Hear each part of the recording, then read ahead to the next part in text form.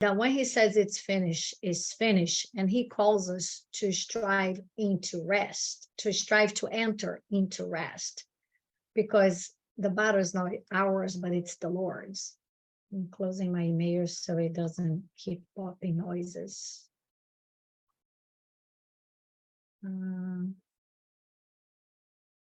So stand firm.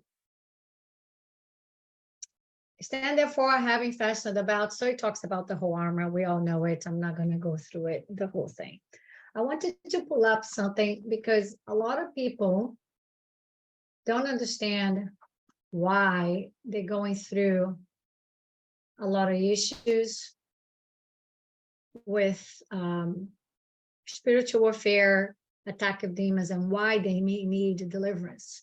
And the reality is that there's open doors. So I'm going to give you guys some examples of some open doors. Of course, sin, constant sin, unrepentant sin, or secret sin. We know that's normal. That's one of the number one things. Another thing that can be a big door for the enemy on people's lives, generational curses.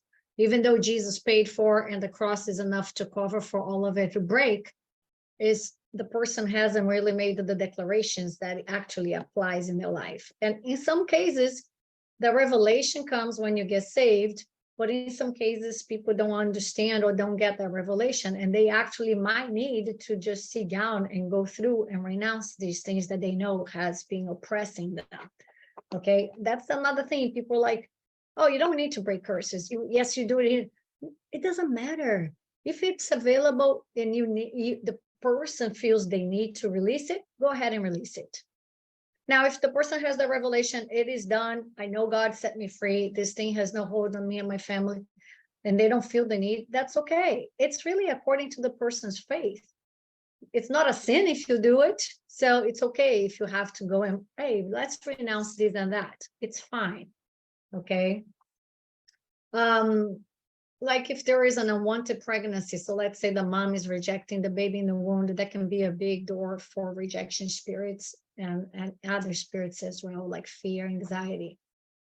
Having brokenness in the home, so like a lot of strife, a lot of things in the home, which like in my case, we were guilty of it. Me and my husband, we were in the Lord, so there was a lot of fighting, a lot of strife, a lot of bickering, and just stress, and that creates a lot of issues, especially for the kids.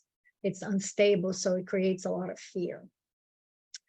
Very big involvement in the occult, very big open door, whether it was you, whether it was like parents, like generational, or even as a play. Some people do it out of curiosity. I'm just playing. I'm just going to try this Ouija board once. A friend invited me to a palm reader, and no big deal. It's fun, you know. Well, it's a problem. It's a door. Taking part in false religions, that could be anything outside of Jesus Christ, Christianity, okay?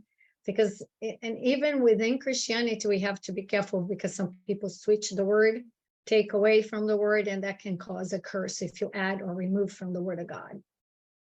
Having an occult object or demonic object or something that could have been a gift, but not good. It can open doors for the enemy.